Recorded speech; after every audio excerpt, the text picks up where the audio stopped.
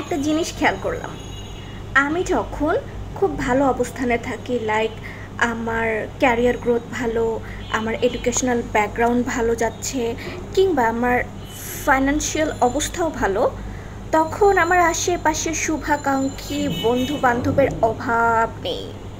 আবার যখন আমার সময়টা একটু খারাপ যায়, তখন দেখা যায় যে একসাথে সবাই ফ্লুয়ের মতো খারাপ হয়ে যায়। তাদেরও শরীর খারাপ হয়, তাদেরও সিচুয়েশন খারাপ হয়, তাদেরও অভাব হয়, ব্লা ব্লা ব্লা ব্লা ব্লা।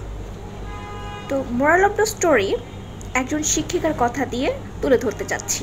উনি বলেছিলেন যে উনি যখন খারাপ অবস্থায় থাকে তখন আরও বেশি কনফিডেন্ট থাকে, কেননা খারাপ অবস্থার সময় তুমি যত বেশি দুর্বল হয়ে যাও, তোমার আশেপাশের মানুষটা তোমাকে তত বেশি টার্গেট করে।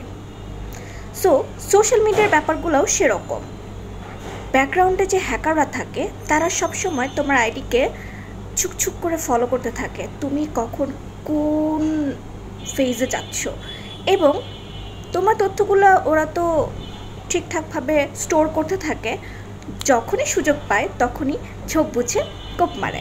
So dear girls and boys, social মিডিয়াতে শেয়ার করা, ফিলিংস শেয়ার করা খুব ভালো, কিন্তু সবসময় সব কিছু না, লাইক খুব বেশি ভালো কিছুও বেশি বেশি, খুব বেশি খারাপ কিছুও বেশি বেশি না।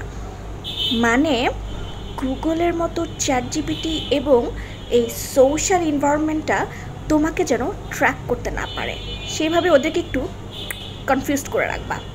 ক্লিয়ার?